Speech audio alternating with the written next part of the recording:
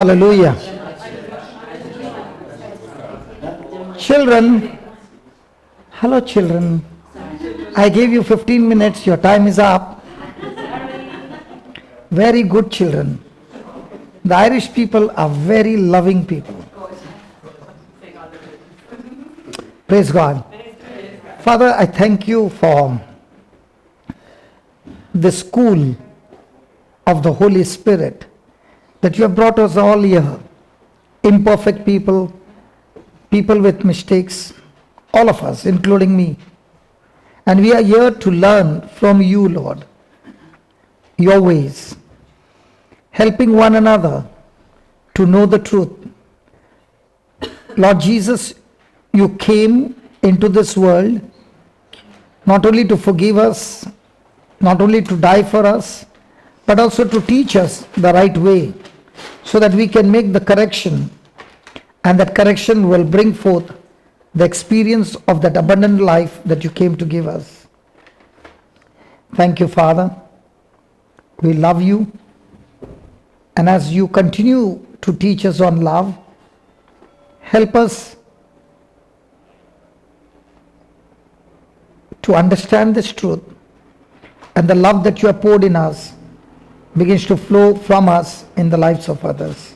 We thank you, we praise you in Jesus' name. Amen. Okay, let's quickly go to 1 John chapter 4 and verse number 7. 1 John chapter 4 verse number 7.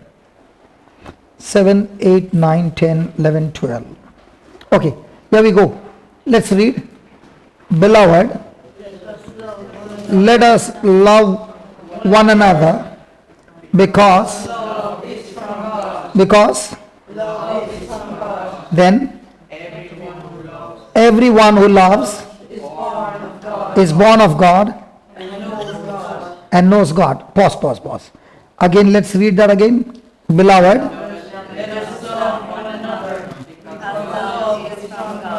let us love one another because love is from God. Then everyone who loves is born of God and knows God. Now, when he is using the word love, is he talking about the three loves that we learned, or the fourth one, agape?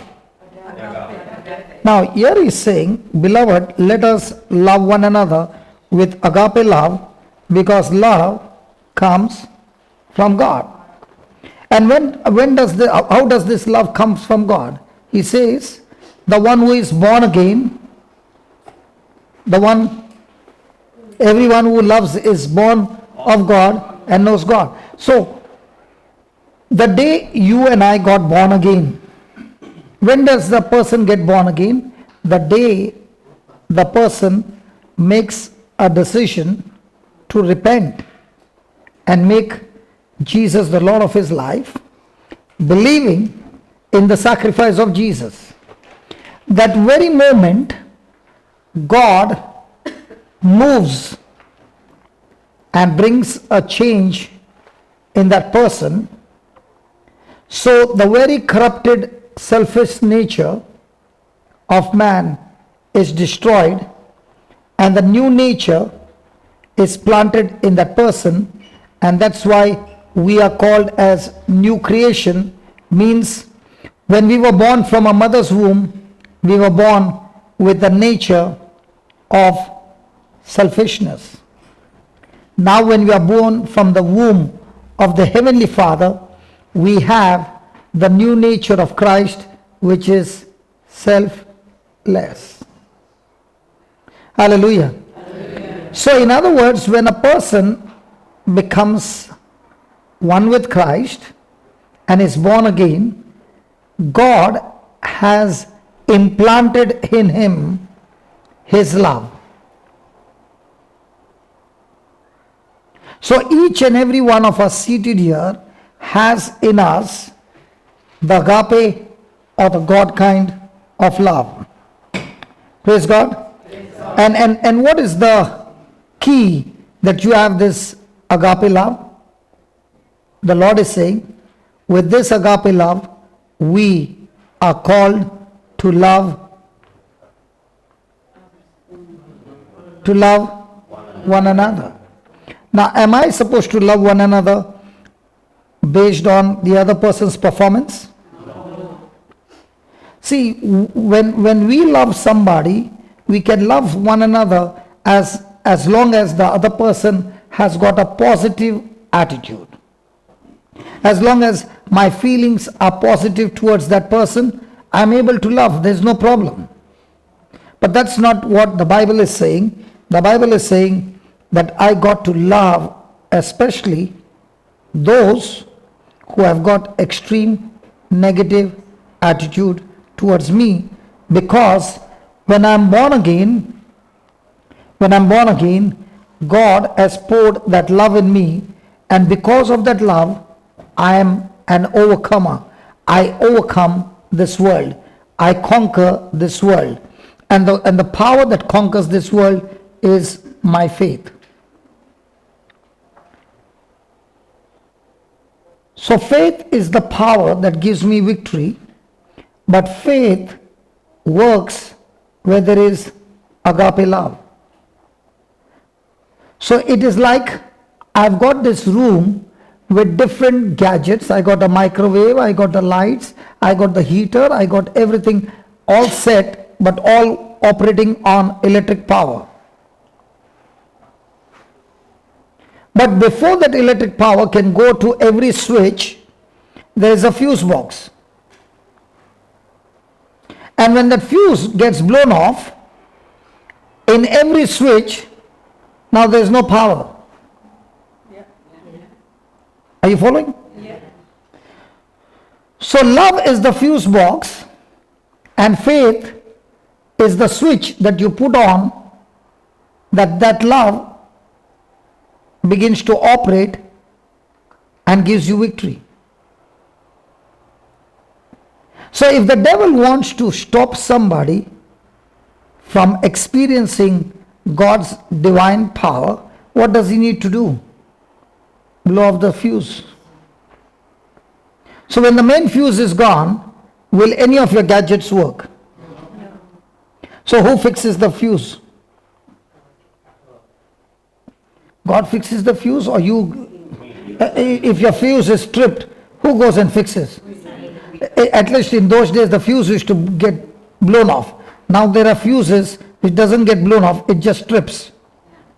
And when it trips, do you need to go and if it is still short, it trips again till you find the fault. Hello? In the same way, if you are still in offense, bitterness and unforgiveness, you try to operate, it again gets tripped till you find that this is the area where I need to change. And now when the change takes place, now will everything begin to work for you.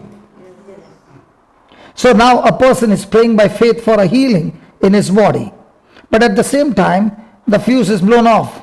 What fuse? Love fuse. Now will that person's prayer of faith work? So every day what's the challenge?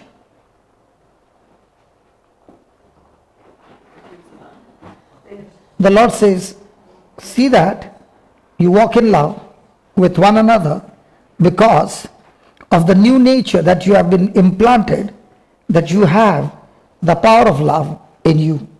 Amen? Amen. So please write down this, please. Agape love is not an emotion.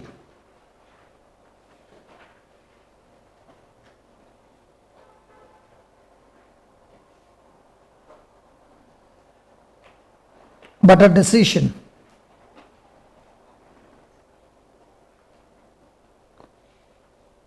Agape love is not an emotion, it is a decision.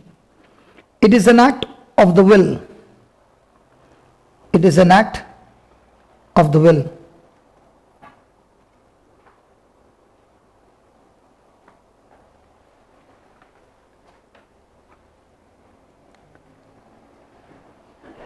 Next one, reaching out in agape love.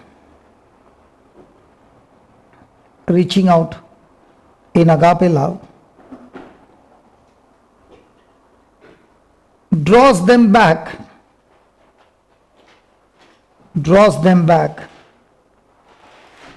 together,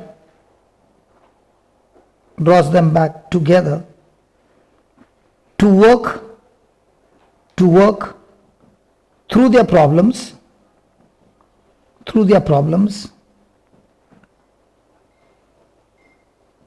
and eventually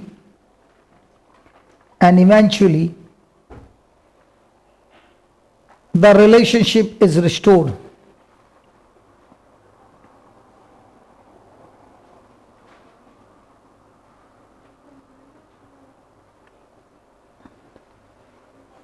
Now,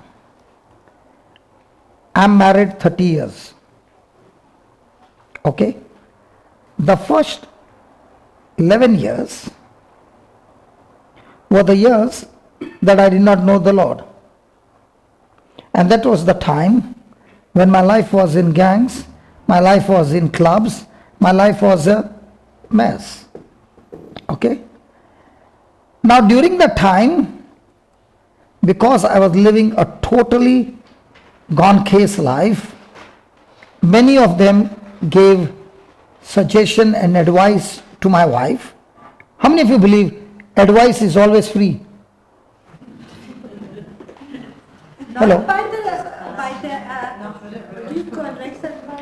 lawyers. No, the advice from your near and dear ones.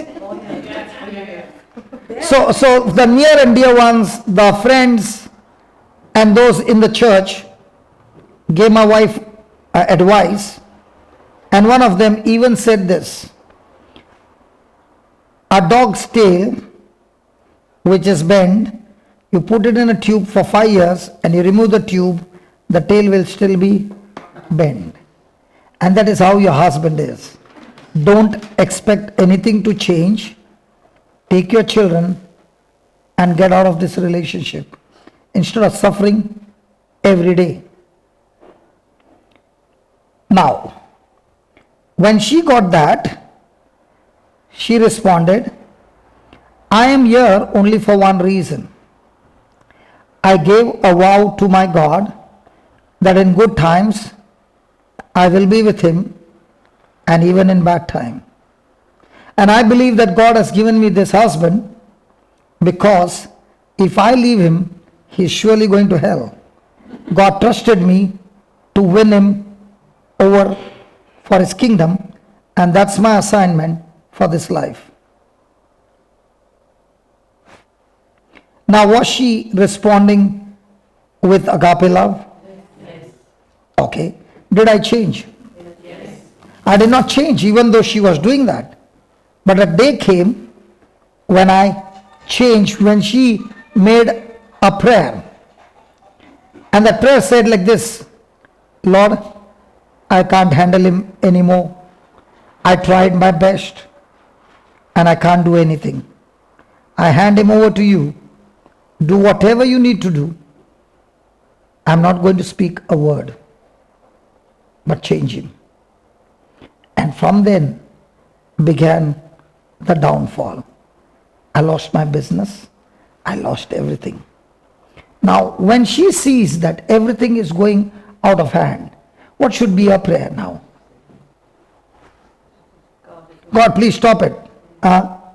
She's saying, Lord, I don't understand how you're going to do it, but I'm trusting you. Till we got onto the streets, everything was gone. But she was not at all bothered, because her focus was, Lord, if you can get him to you, the same man, if once you change him, everything can be restored. Are you understanding? So I got restored. I became all right. Okay? Now began another problem. Now I became like a Pharisee, using the word of God and beating up everybody with the word of God. So I was extreme on this side. Now I became extreme on this side. And then came a day when I said to her, if you don't follow what I say, I'm the head of the family, according to the scripture. And if you don't follow what I say, get out of this house.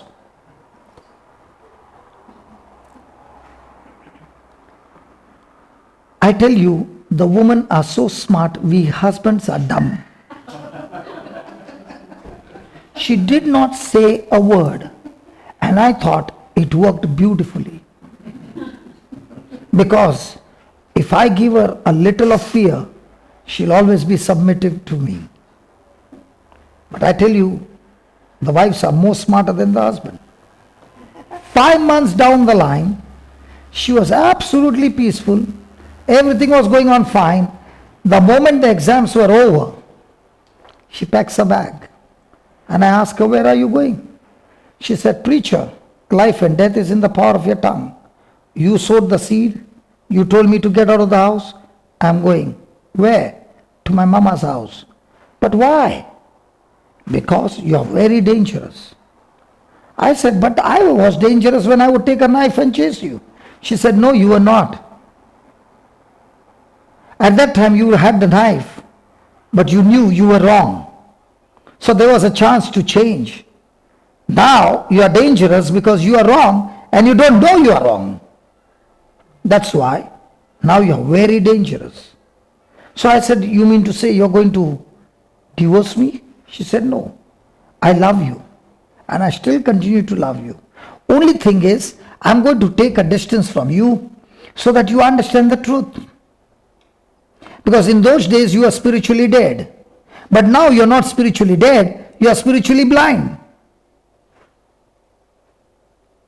So I want you to open your eyes, and the only way you'll open your eyes is when I leave you and you begin to re-examine your life. You will come to know where you are. So I thought to myself, faith moves mountain, I'll get her back. So I went on a 1-month prayer. And I finished my 1-month prayer and I came back to Bombay. She had moved to Bangalore. And when I came back, I was so excited. Praise God. After 1 month, she never came. And I began to question God. God, I am preaching your word. I'm not doing those things what I used to do. And now, when I was a bad man, she was with me. Now I don't go to the club, I don't go into gang fight, I don't do any of those things, and she leaves me. Why? And the Lord said, because you don't love her. And I said, if I don't love her, why do you think I went for 1 month praying? That's the time he took me to, for the first time, to 1 Corinthians chapter 13 on the topic of love. And he said, instead of love, put your name and read it. Love is kind. Johnson is kind. He is patient.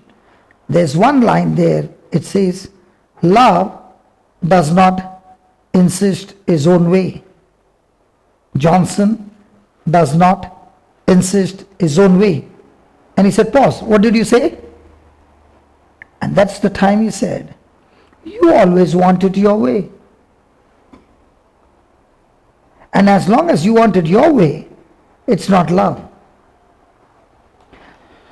So then came a question, Lord, but I used faith, why didn't it work? He said, faith works through love. So I said, okay, now what do I do? He said, go out of your way and take care of every need. But Lord, if I send the money, will she ever come back?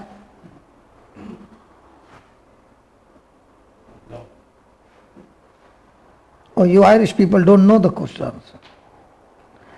So I send her for expenses, the money every month. And I say, God, she has not come back. God, she has not come back. And he said, listen, you practice love, everything will change. Months went by and she never came back. And I said, Lord, I've even become, as you said, a doormat. I'm practicing love with everybody, but it's not happening. Then he asked me a question. Are you doing it so that she comes back, or are you doing it because you love me? Oh. I said, Lord, that's a difficult question. He said, if you do it because you love me, everything will change. So I said, Lord, from now on, I will never question you. When will she come back? I want to do it for you. And I began to do it for him. A day came when I went from Bombay to a place called Mysore to preach the word of God. Before that, the Christmas was over, the New Year was over, and one fine day, I get a message on my mobile. I have decided to move out of my mother's house, and I want to go and live in my own house, and I'm looking for a house on rent. If the lady says that she's going from her mother's house, surely something has happened in the mother's house.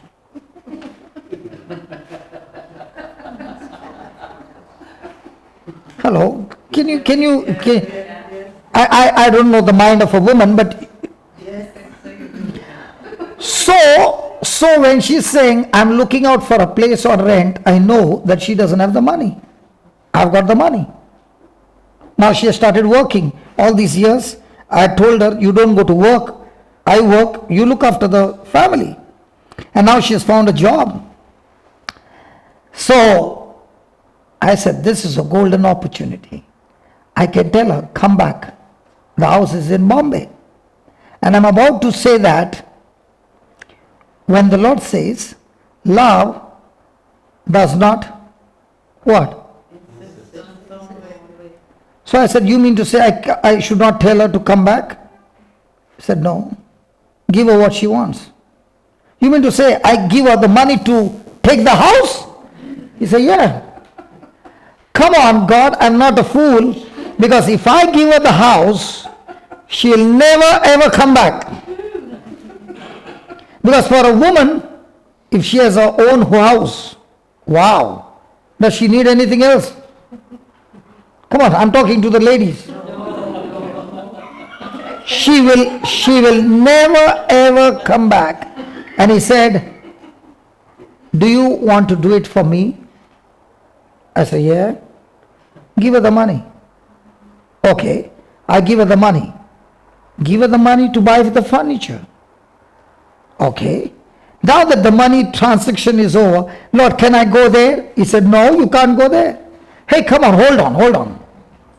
I give the money, I give her the house, I give her everything, and now you're telling me, Lord, I can't go there? And he says, listen, son, a good seed, when you plant it in a wrong season, the seed will surely be destroyed. Now is not your season. If you go now, you will blow up everything that is going to happen good. So, okay, I won't go.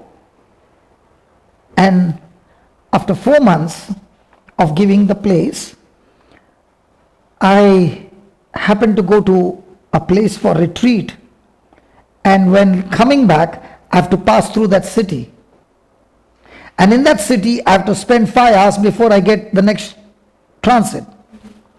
So during that time, I call her up and I say, I am in your city, in Bangalore. Can we meet up somewhere? And she turns around and says, why don't you come home? So now I say, Lord, she called me home. He said, that's the right season, go. So when I go home, the atmosphere is extremely serious. It's looking like a stranger has walked in. The children are looking at me from a distance. Nobody's talking to each other. Everybody is tensed. The pressure is extremely negative. So we are just talking and I tell them why I've come and where I'm going. So she says, come sit and have dinner. So we finished our dinner and now I'm picking up my bag to go. So she tells me, can you stay tonight?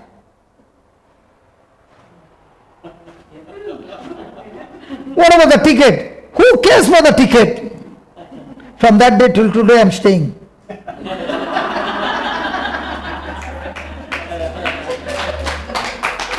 Now, if I had to use force, would it work? Why did she say to stay?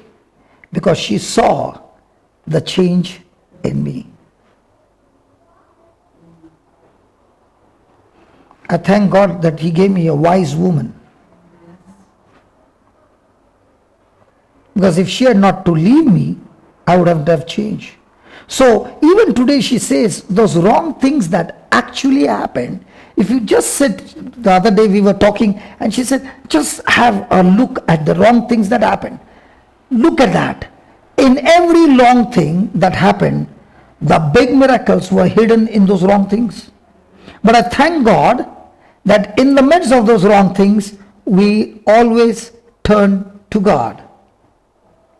If in those wrong things we are not to turn to God, by now our family would have been completely destroyed.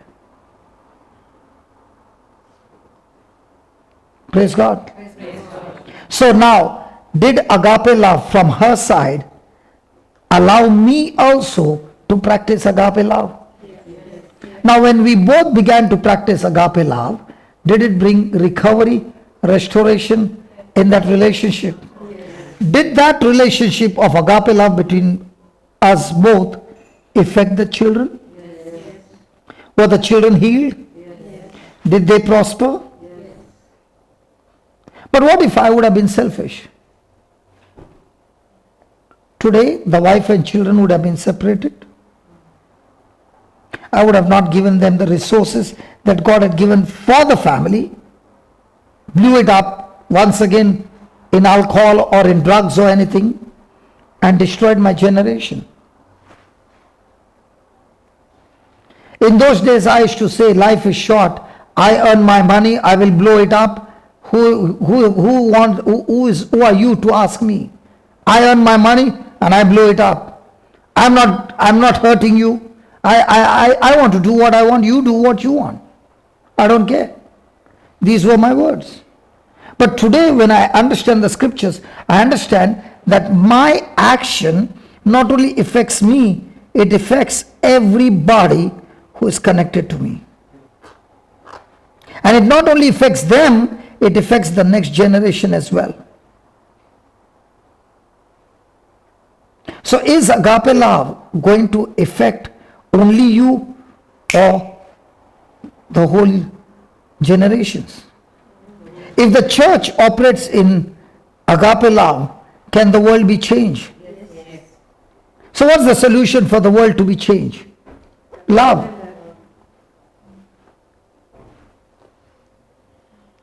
Now what happened in Sri Lanka, the bombing, okay? In the natural, it looks like such a bad thing has happened. But in the spiritual, when the Christians did not respond with revenge, but responded with forgiveness, do you know how many Buddhists who saw that act will be changed? Now, when the funeral was going on, the Buddhists attended, the Muslims attended, the Hindus attended, everybody attended, and all that they saw was, the preaching was all about love. Now, when a person experiences that seed of agape love, will it bring change? If you see the whole church history, wherever there was persecution, and in the midst of that persecution, there was love and forgiveness, that whole city was converted. Because a martyr's blood never goes wasted. When somebody is killed unjustly, and the family and those begin to pray for those who have done this bad act and forgive, Satan loses the hold of the souls.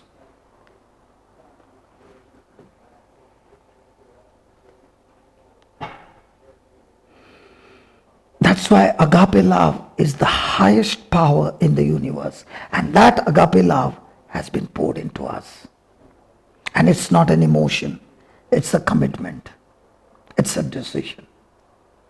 I went home after 3 months. I left home in January. And I went home this Holy Week. And I told my wife, on Easter Sunday I leave and I'll be back Christmas.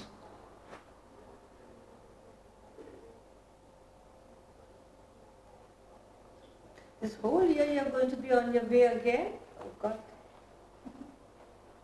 Why? Preaching the word of God and So what about my wife? I said to my wife, I can come and stay at home for 8 days. But if you can make a sacrifice of leaving the house and coming to Goa where I'm preaching and stay with me for 8 days, we can have a fellowship and we can preach the gospel as well. What do you say?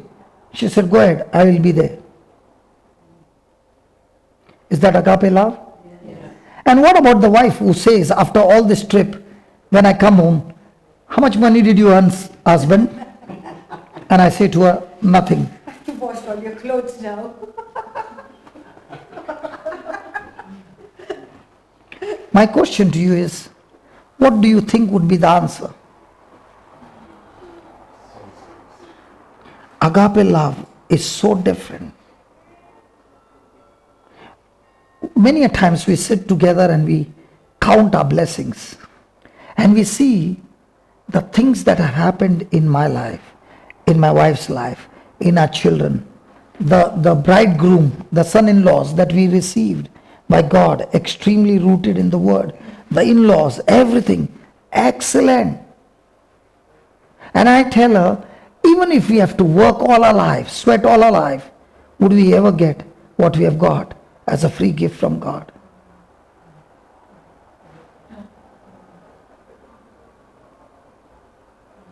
It is mind-blowing. And that's why he says, when you begin to seek the kingdom of God, his righteousness, everything will be added unto you.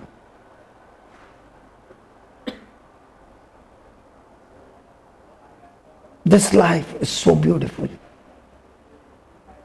And in this life, when I go to sleep at night, I say to God, God, what a beautiful partnership we had. Today, Lord, you gave me so much to speak and you helped me to open my mouth and call those who are sick. And when I opened my mouth and I spoke those words, at once you backed me up and demonstrated your glory. Wow! Can you imagine you opening your mouth and the Creator just doing exactly what you said? Wow! Last night, there was this lady who had a problem in her shoulder for 8 or 9 years. And there was another lady who has never prayed over anybody in her life. And I said, you heard the teaching, now let's do it and we will see what God can do. And the next moment, she gets healed. Then an elderly lady comes who is suffering from arthritis. And she has got arthritis all over. She has met with an accident. She has got a rod in her hand. So much of pain and all that. And now this girl who is got healed of 8 years, she puts her hand and now the other lady also gets healed. By the time I'm going back, I'm saying, God, this love is so good.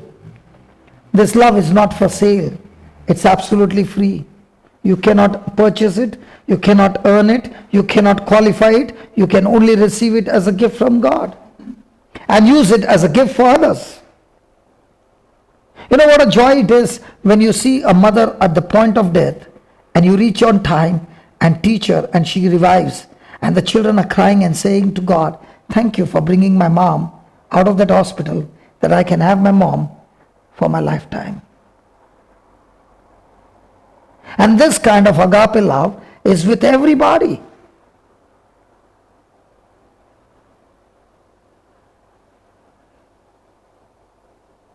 When I just came from Australia, and there are about 146 videos recorded. There are so many which we could not record, okay? But 146 videos, and when I keep watching them again and again, it gives so much of joy. Thank you, Lord, for taking me to that country. And now when anybody is sick, I don't have to preach. Just send those videos. And as they are looking, they are getting healed. Why are they getting healed? The reason is they are renewing their mind and saying, Lord, I choose to believe. Now, is this love with everybody? But are everybody ready to step out? Because We have never known the real life that Jesus came to give. This man is working. There are times when he's working and he drops me to a place about 100 kilometers plus, goes back to work and tells me, at night when you finish, I'll be back to pick you up. And how much is he paid for that? Nothing. Why is he doing it? Because he experienced that love. When a person experiences Jesus, he cannot keep his mouth shut.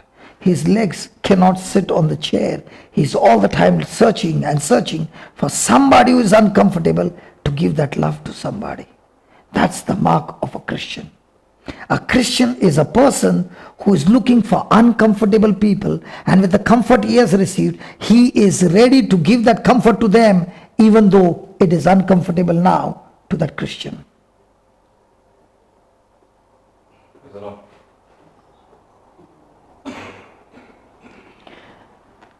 And when the world sees us, they call us fools. Because somebody told me, hey, you don't have a family? That you're working so many, you don't have a house? I said, if I had to work in the Middle East for dirhams, would you ask the same question? The world never asks a question when somebody is going and working and getting euros. If the husband is in that country for euros, it's okay. But when you work for the kingdom, it's not okay.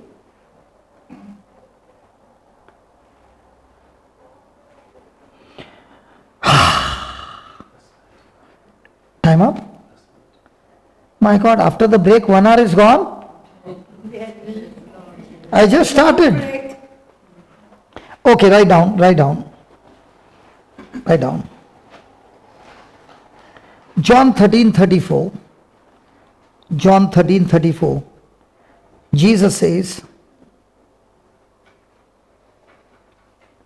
a new commandment I give you.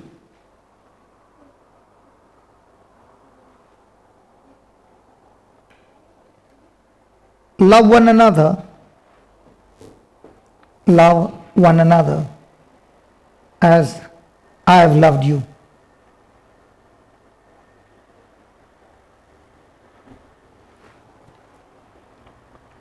So, you must love one another.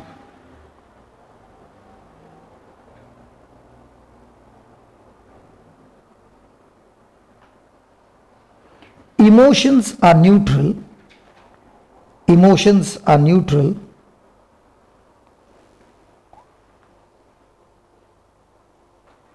We feel what we feel. We feel what we feel.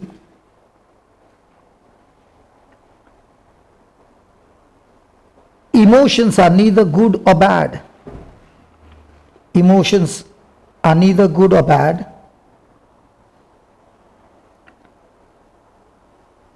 When Jesus commanded us to love, when Jesus commanded us to love one another,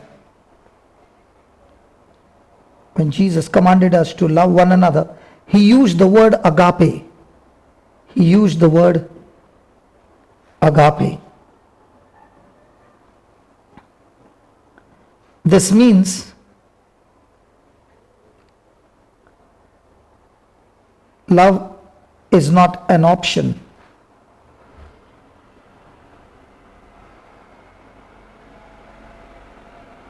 Not emotion. Not emotion, but a choice.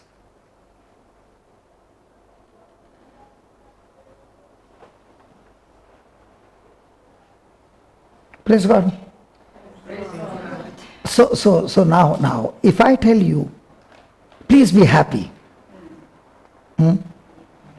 Is happiness a switch that you can switch it on and off? Or is it an emotion? So if your emotions are good, you'll be happy. For example, today is your birthday. Will you be happy? Yeah. But so nobody wished you. Now what happens to your happiness? And you even said, today is my birthday. And the person on the other side says, so what? What do you expect me to do now? Wish you? I don't want to wish you. Now what happened to your emotion? Happiness. So happiness is on emotion. But what about love? Not on emotion. Right on last line. The love that John is talking about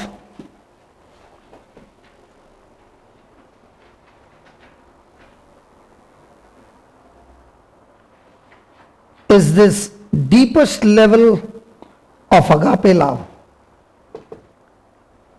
Is this deepest level of agape love. We are commanded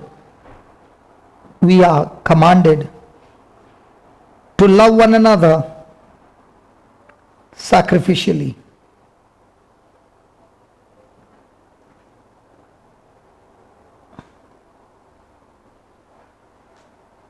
Mama, you made a beautiful face when the word sacrificially came. How old are you? I'm older than 82. Okay. In your 82 years, I want you to remember when you were young and your baby was sick. Must have happened? Yes. Okay. And you were tired. But the baby was crying at night, having pain and sleepless. Did you take a hanky and choked it in your baby's mouth and went to sleep? Did you keep yourself awake? Hey mama. And the fever was rising and you kept the night awake, putting the wet cloth on the forehead of your baby. Did not sleep. Morning came. Did you tell everybody I did not sleep the whole night, so let me go to sleep? Or were you on the job? And how much euros did you get paid for? Hey mama, talk to me. It's very consoling, that's very consoling, because looking back I can honestly say, and I can't boast about lots of things. Yeah, so that's why. Negative things in myself, but I know with 7 of them, I never left any of them cry. I never cried. That's why when the word sacrificial came, I saw your face. I wouldn't have thought of that when you said it. Yes. That's a bonus, isn't it? So agape love is always sacrificial. It's always painful. It's always uncomfortable, and it is always sacrificial. What's the meaning of the word sacrifice? Meaning is it is so painful and so much uncomfortable that I just want to leave and run away. But because I love, I stay there and still do it even when it hurts the most.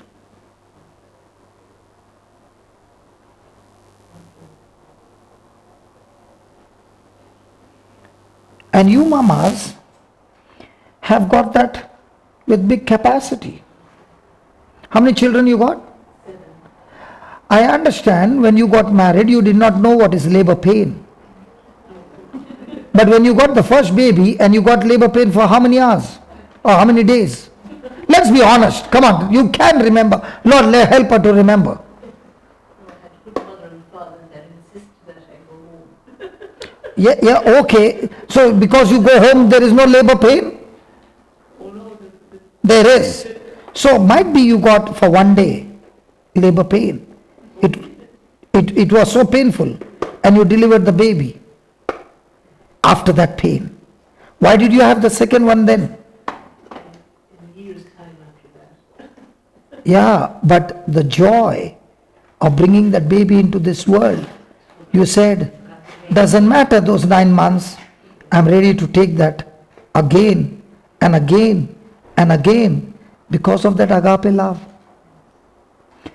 If that love is not there, you will not be willing to go through those 9 months. How many children you have? Did you go through labor pain? I did. And why did you go for the second one? For the joy and the love of it. Now, which pain is stronger, the labor pain or the pain that you go through every day? The labor pain is like the jaws of death. And yet you are ready to take the second one. That is a proof. When your mind is set on the baby, your strength is amazing high. You are saying, it doesn't matter. I'm ready to go through. Because you are focused. But when the other things are hurting you, which is so very mild compared to that labor pain, but because you are off focus, you allow that pain to be now much greater. And that's when you respond on your emotion. Did any of you mother say to your husband, I don't want to go through that 9 months. In the 5th month, I'll go to the doctor and tell him, give me the baby now. Cut me, do whatever you want. I'm not ready to go through that 9 months. I want the baby now. The doctor will cut you, but when he gives you the baby in the 5th month, what will be your condition? Is the baby developed? No. So will you have more trouble now? Yeah. Will it be for a few months or lifelong? No. And that's what the Lord is saying. When you operate in agape love, every fruit gets matured and you enjoy it for your lifetime. When you fail to operate in agape love, you are taking the delivery of that what God has planned before maturity, and now you are in trouble.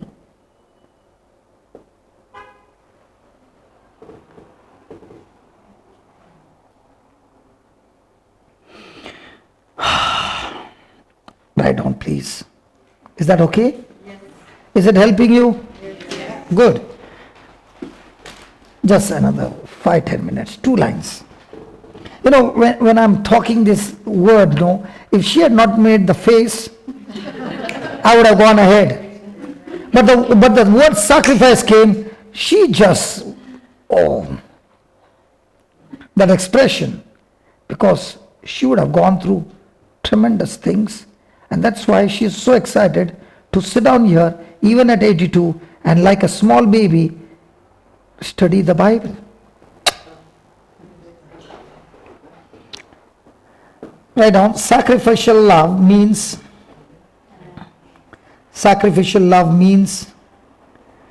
that we love others,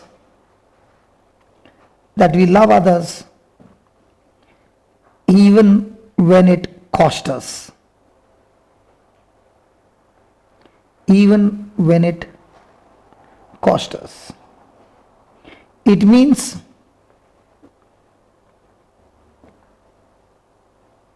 we love people, we even love people who are different than us, who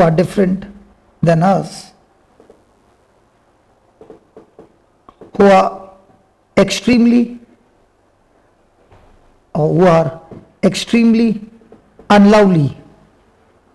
unlovely.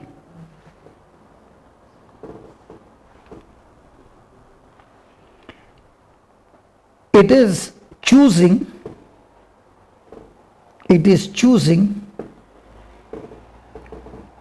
to give yourself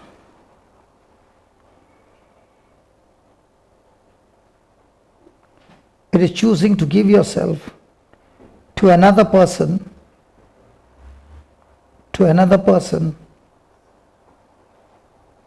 in a grace-filled relationship,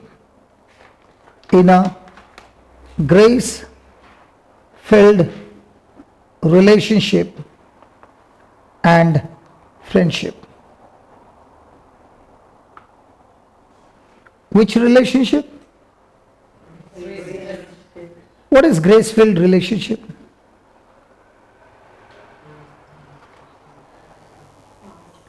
Now, the agape love that God has poured in us.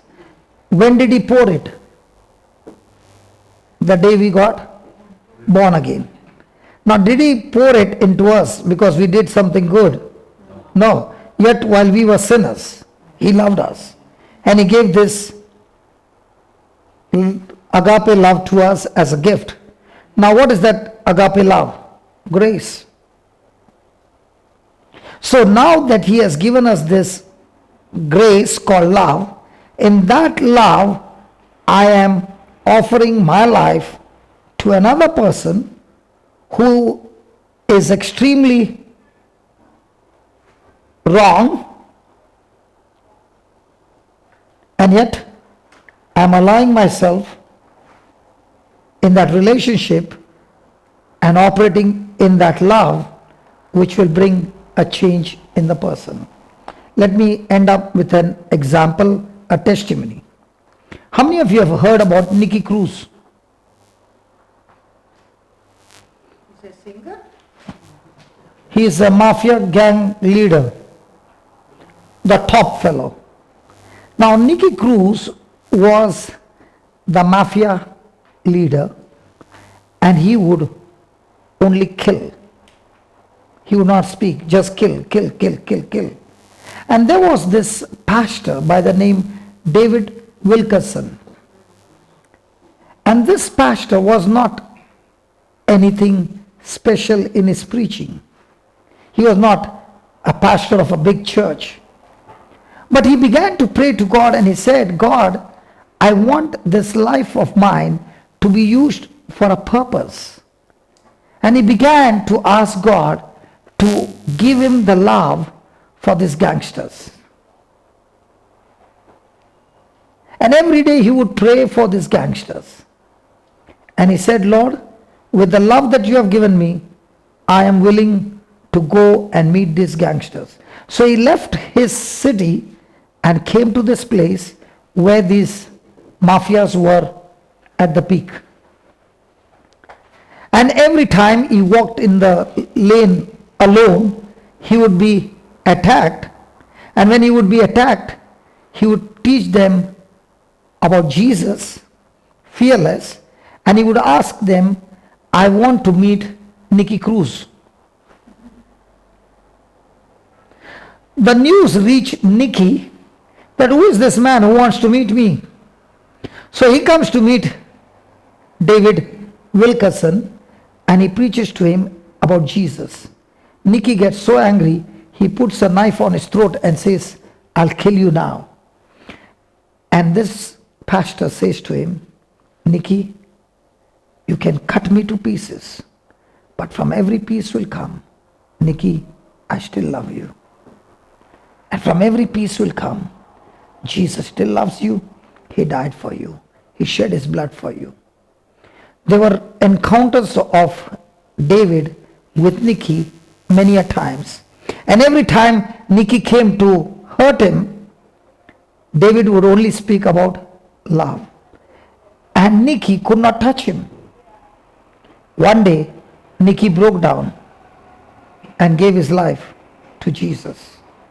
And when he gave his life to Jesus, his gang threw their arms and they gave their life to Jesus. One man made a decision to go after this gang leader with love. The love made him fearless. He was willing to die. He was not scared of death, but he was sure about one thing. Nicky, even if you kill me, my blood will not go wasted. Because with this love, I'm anyway going to win you over for Christ.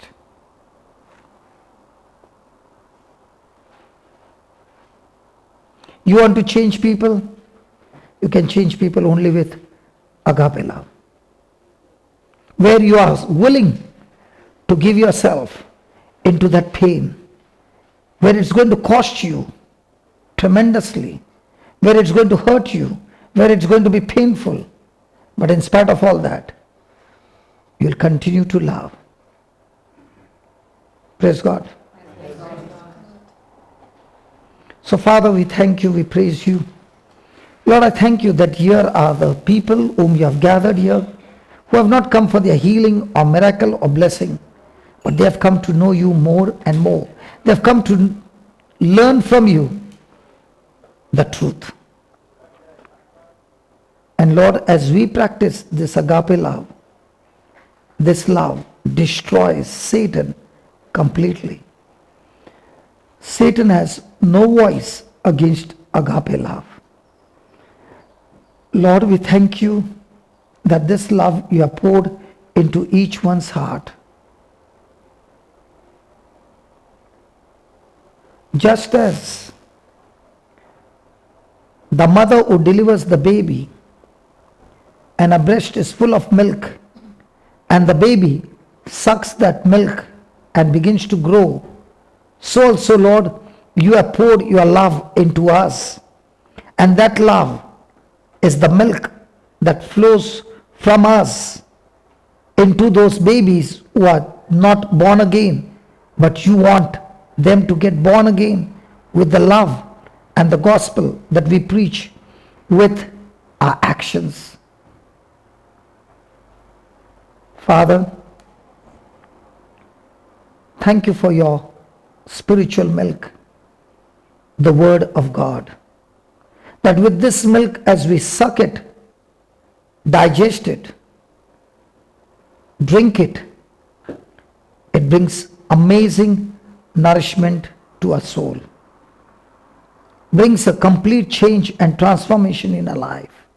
And as this milk flows from you to us, the same milk begins to flow from us to others with a lifestyle of agape love. Father, in each one seated here, in each one watching right now, you, Almighty God, the day we were born again, have put in us such great potential that millions of souls, their future is in us. And as we practice this agape love, Lord, this potential which is reserved but never put to use will be utilized, and your kingdom shall flourish. Father, from now on we pray that every time we go under any kind of pressure, unjust suffering, insult, abuse, and all kinds of works of the devil, Lord, let only out of our mouth and our action be agape love. Help us to teach ourselves, meditating on the scriptures over and over again, so that it becomes a lifestyle. We thank you, we praise you for teaching us this truth. In the glorious name of Jesus. Amen. Thank you.